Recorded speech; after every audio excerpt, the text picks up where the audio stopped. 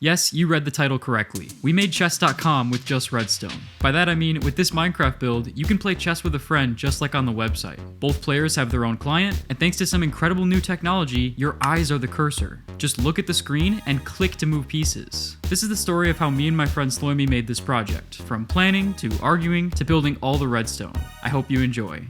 Funnily enough, this isn't the first time me and Sloimy have made chess. Back in 2021, we made it on a flat display using redstone lamps. We were both newer to redstone at the time, but it was still pretty cool. To move pieces around, there were two buttons on every square, one for select and one for place. To move this pawn, for example, you would just select it and place it. Now since this project, we've both moved on to lots of new things, so for a while, neither of us had any interest in making chess again. But that changed 2 months ago, when this video showed up on my recommended, a redstone recreation of the game Block Blast created by Pumik. It looked like a cool build, so I clicked on it, and what I saw blew my mind. The game has no command blocks and no mods, yet somehow you use your eyes to guide the pieces where you want. No buttons, tripwires, or anything. It's completely wireless. At first I thought it was a joke, like they were hiding command blocks somewhere, but no. This is now possible thanks to a new technology created by Squibble. I immediately sent the video to Sloimy, and that's when he had a great idea. Let's make chess again using this tech. The biggest drawback with the first design was that it was annoying to fly around and press buttons. Moving pieces with our eyes would be so much better, and it might even be the best redstone chess ever made. Super excited for this project, we wanted to start building right away. But unfortunately, there was one detail we just couldn't agree on. Should we have one screen or two? I wanted to have one screen. I was imagining the players looking at the same thing, moving their own pieces. My builds have always had one screen, so this seemed easier to me. But Sloimy wanted to have two screens. He imagined each player looking at their own copy, taking turns. This would more closely mimic a real multiplayer game, so it seemed easier to Sloimy. Plus, he argued that with two screens, we could make each player see their own color on the bottom, which is how chess.com actually works. We debated back and forth, and eventually I admitted that his idea was much better. It'll probably involve more redstone, but the pros simply outweighed the cons. So with that argument settled, we created a plan for the build. The build will have three main parts, which you can think of as a server and two clients. The server's main job is to store the board and any other game information that doesn't need two copies, such as whose turn it is. The client's main job is to display the board and handle things that only one player should see, such as where your cursor is. To communicate, the server and clients will send each other redstone signals with information, which I'll call packets. So let's say it's the start of the game and white opens with pawn to e4. When this happens, white's client will send a move packet to the server, containing the start location and end location of the move. The server receives the packet, performs the move, and sends a packet back with the new board to both clients. Then it's black's turn, so let's say they respond with e5. Now black's client sends the move, the server performs it, and sends back the new board again. This process repeats itself for the entire game. And that is everything we need, except for some edge cases that I'll get into later.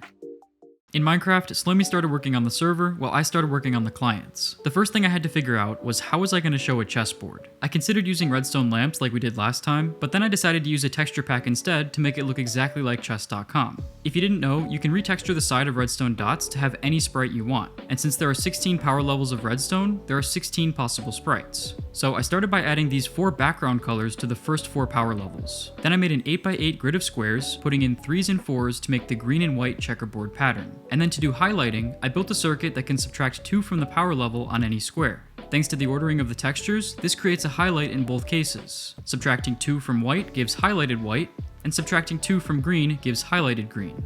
Now I just had to figure out how to show the pieces. There are 12 unique pieces, so I was tempted to put them on the other 12 states of a redstone dot, but that doesn't work because then placing a piece would overwrite the background. Then I remembered that when me and Sloimy made redstone paint, we ran into a similar problem. We wanted to put the tool on top of the background. We ended up doing it by putting illegal states of redstone in between the dots. This gave us another layer of 16 power levels for the tool. So I just used that exact same concept again for the chess pieces. Now I could put any piece anywhere I want with a power level in the back. If I put in 7, that's the black rook. Or if I put in 9, that's the white king.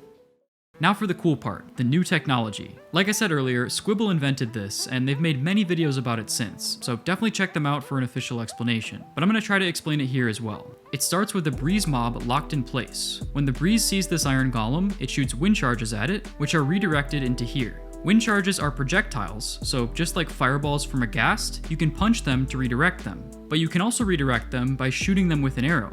And for some reason, when this happens, the direction the wind charge goes doesn't have anything to do with the arrow. Instead, it goes in the direction you're currently looking. You can see this if I freeze time and shoot this wind charge. If I look this way and unfreeze, you can see the wind charge goes where I look. So at the bottom of this cage here, Squibble made a slime block launcher that infinitely bounces an arrow shot from the player. This arrow hits every wind charge, redirecting them all as if the player shot them. As I look around, you can see that these stream of wind charges mimics where I look. Yeah, I don't know how they figured this out, but it's really clever. My goal was to use this to show a highlight on the square you're looking at. Notice that if Squibble never found this, you could theoretically just throw wind charges at the screen to highlight a square, because they travel in a perfectly straight path. But now, the beauty of this tech is that you can emulate those same throws using the wind charges coming out of the cage. All you need is a detector panel in the same relative location that the screen would be from the player. That way, the path your eyes take to the screen is the same path the wind charges take to the detectors. So naturally, I made a panel of 64 detectors, one for each square of the chessboard. Each detector has an output in the back to tell me when the wind charge hits it. I plugged those 64 outputs into the highlight signals, and just like magic, I could see a highlight wherever I looked. Even after watching so many videos on this, nothing compared to the feeling of using it myself. It was just magical. There's no other way to describe it.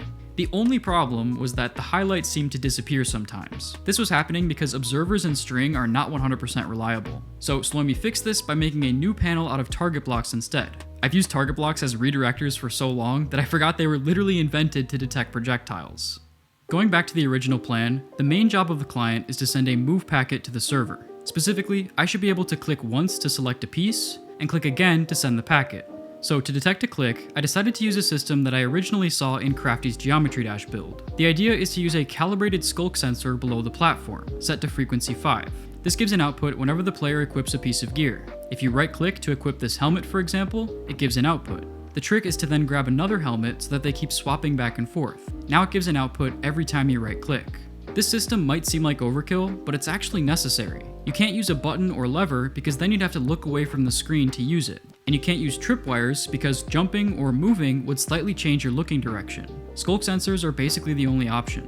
After that, I built the logic for sending the move packet. Surprisingly, this went really smoothly. All it took was 2 memory cells. When you click once, the square is saved into the first cell. And then when you click again, the square is saved into the second cell, it sends out the packet, and it clears the cells for next time. With that, the client was basically done, so I duplicated it with World Edit and changed the color of the platforms to match the players. White is on the left, and black is on the right. While all of this was going on, Sloimy was busy working on the server. Remember, the server's main job is to hold the board and perform move packets coming in from my clients. So first, he made 64 memory cells to hold the board. Then he built a 3-step algorithm for when a move packet comes in. Copy the first square into a temporary square, clear the first square, and copy the temporary square into the second square. He tested this out by giving the server a move packet manually, and it worked first try. From there, Sloimy built a circuit to send out the new board, and I went back to my clients to build circuits that take in the new board. Now, in the server's memory cells, Sloimy happened to put white on the bottom. This meant that it was really easy to just send to white, but it needed to be rotated before being displayed by black. We had a small discussion about whose responsibility this is, whether the server should rotate it before sending it to Black's client, or if Black's client should rotate it after taking it in, and we agreed it's the client's because the server shouldn't concern itself with how the board is displayed. So sadly, as the client guy, I was the one who had to build the rotator circuit. But once that was done, we were officially ready to connect our builds together. This part was super satisfying because it was genuinely like Legos. My move packets went into his server, and his new board packet went into my clients. Once everything was hooked up, we tested it out, and we ended up having to debug a few issues. This was actually one of the funniest debugging sessions we've ever had because you could immediately tell whose fault it was by looking at the packets. When I sent the right move, but got the wrong board back, it was Sloimy's fault. But when I got the right board back and still showed the wrong thing, it was my fault. After a few hours though, it was working. But any experienced player would know there's still plenty of logic left. We still needed the big 3, castling, pawn promotion, and en passant. Starting with castling, assuming you meet these requirements, you can move the king 2 spaces towards the rook and put the rook in front of it, all in one move. Doing it on this side is called a kingside castle, and doing it on this side is called a queenside castle. On chess.com, they made it really easy to castle. All you have to do is move the king 2 spaces. Because this is the only time the king moves like this, they know it's a castle, so they'll automatically move the rook as well. So in Minecraft, Sloimy basically put in the same logic. He made it so that when the server receives a packet, it checks to see if it's a king, and if the absolute value of x2 minus x1 is 2. If both of those are true, it'll automatically move the rook before sending the new board to the clients. Now, this logic isn't perfect. For example, it doesn't stop you from triggering a castle on a different rank, but assuming you only play legal moves, it'll always work. Next, pawn promotion. If you move a pawn into the back rank, you can promote it to either a queen, bishop, rook, or knight. On chess.com, pawn promotion is done with a selection window that appears on top of the pawn. That would be pretty tough to make on our screen without completely redoing it, so we decided to make the menu appear on the bottom instead. When the server receives a move with a pawn going into the back rank, it sends a signal back asking which piece to promote to. This makes the promotion menu appear, the client sends the player's choice, and now the server can perform the move as usual. I was honestly surprised at how complicated this protocol got, because it didn't feel like pawn promotion should require all of this, and maybe it doesn't, maybe there's a smarter way, but it worked, which is the most important thing.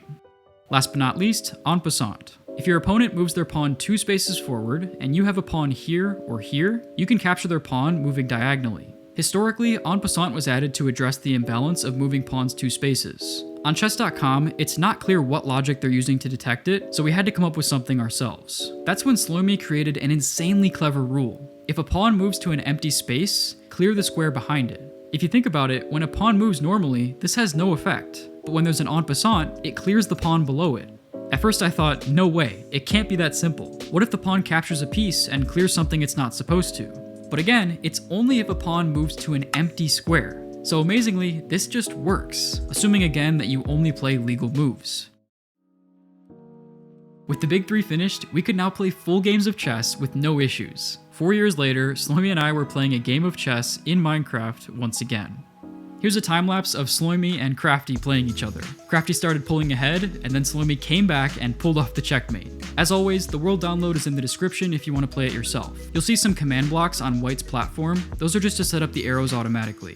Now we did go back and visit the idea of legal move checking, but with no idea how long it would take and the sponsor deadline coming up fast, we unfortunately had to scrap it. Speaking of, if you like watching us solve problems and want to get better at that yourself, you should check out today's sponsor, Brilliant. Brilliant helps you become a better problem solver and a better thinker, hosting thousands of interactive lessons in many areas of engineering. When I was in school, I hated how everything was so focused on pure memorization. Brilliant hates that too, so they created a platform mixed with engaging problems, competitive features, and daily encouragement to keep you motivated and on track. Whether you prefer programming, math, or real-life hardware, Brilliant has visual lessons to help you build critical thinking skills. And no matter what skill level you're at, they've designed it to make sure you master the foundations first, and then level you up to increasingly challenging problems. One of their new courses I absolutely love is called Logic. It has over 300 exercises that develop your mathematical reasoning, giving you a great foundation in the core logical concepts used across all engineering. To learn for free on Brilliant, go to brilliant.org/mattbatwings, scan the QR code on screen, or click the link in the description. Brilliant also gave my viewers 20% off an annual premium subscription, which gives you unlimited daily access to everything on Brilliant.